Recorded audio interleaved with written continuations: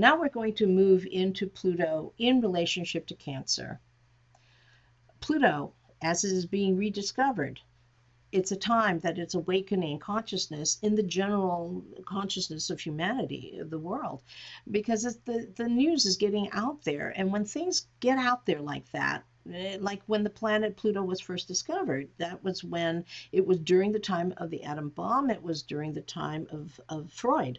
So people were looking at making changes on a very, very deep level. They didn't realize, how many people they would kill. They just thought, oh, it's radiation, it's something that glows and it's fun, until they really saw what was going on. They certainly had liberated a lot of people from this physical earth plane, and a lot of people have gotten sick from it, but that is not the highest goal of Pluto. Pluto's highest goal is to be able to say to ourselves, who am I if I'm not this or that? If I'm not a Gemini, or if I'm not even a Cancer type person, if I have enough objectivity, I can liberate myself and realize that everybody and everything is one, that we came out of the same stuff. We're all made out of atoms. We all have a subconscious. If we get to know our deeper subconscious self, we get to know the selves of others. And that is a very liberating experience when we can say to somebody else, I understand that. I'm not hiding. I'm not putting myself in the coffin of ignorance, or in the coffin of fear, or in the coffin of I don't want to get in touch with those feelings, because otherwise, I'm just going to be too angry or out of control or whatever. If we have the objectivity to be able to look at our feelings and to take a look at our motivations behind everything we do, we will then become free so that we can hear a higher calling. And the higher calling is basically saying we're all in it together, and let's help each other out. And the more deep you go with your own personal growth, your own evolution, the more changes you will make in your life, because you're going to realize, wow, that's not really who I am. I'm doing it because I thought I was supposed to. That kept me in the coffin of what is considered safe or acceptable. No, I am going to leave that behind. I am not going to do it. And then we begin to get information that is more unique to you personally. And then we can't hold on to anything that we thought we were supposed to be. And Aries is also into ripping things apart, right? But we're going to mostly discover this time mostly in relationship to Scorpio and Pluto and that kind of energy, because they really are tight together. So when we look at, then how does this then relate to Cancer? Well, Cancer represents love in the most emotional, sensitive, caring kind of way. The Chariot has a lot to do with this thing of being to do whatever it takes to make the family safe, or to fight for my kids.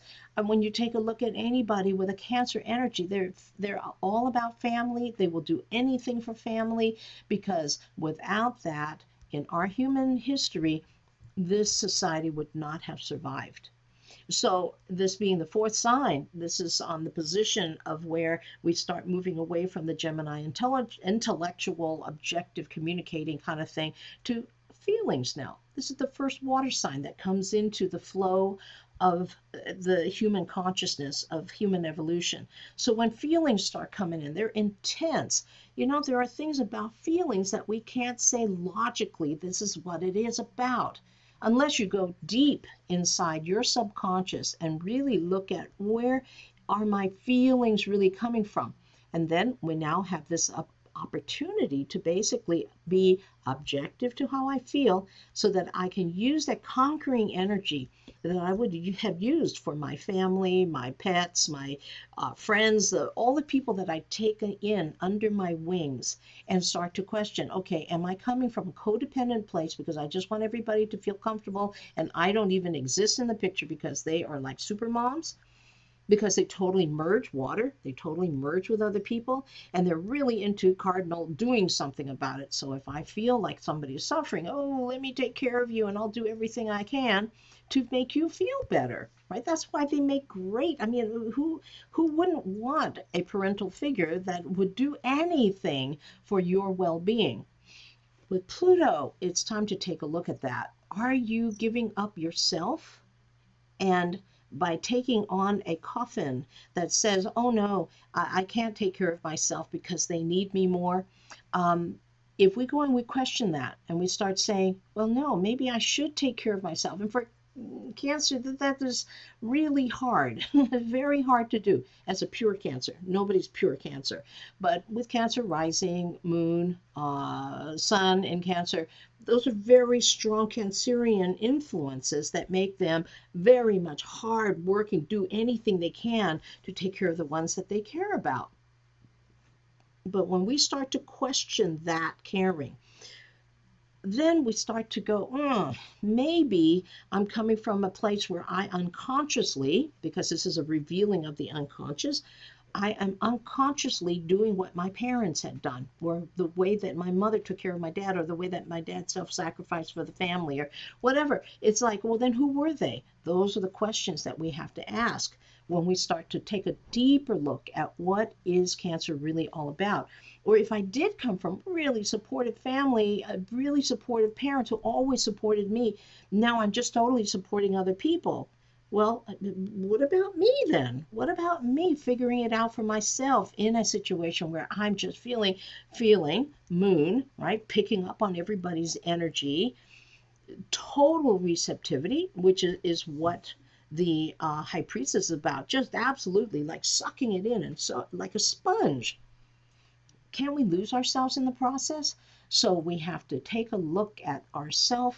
How am I putting myself out there? How do I absorb other people's energy and other people's thoughts and feelings? And then try to do everything I can. That keeps us very, very, very busy. How do I change that cycle? And that's what this whole Pluto is about. When we can take the energy of Pluto that is really into consciousness right now and take a look at where do I sacrifice myself, and how do I even see if other people are sacrificing themselves. Because it's one thing if they want to be a humanitarian and they want to help other people, but are they doing it in such a way that they have lost themselves in the process? Are they setting themselves up to be in danger and things like that? It's something to think about, and that's what Pluto is about. Think, feel it, get to know it, get sharp about it, get smart about it, because these are very feeling signs. This is all water signs. Pluto, Scorpio is a water sign. This is Cancer is a water sign. They're into absorbing and picking up and being empathetic. We got to also then question that, because it's about death, right? It's about a death of something that doesn't really serve in the bigger picture.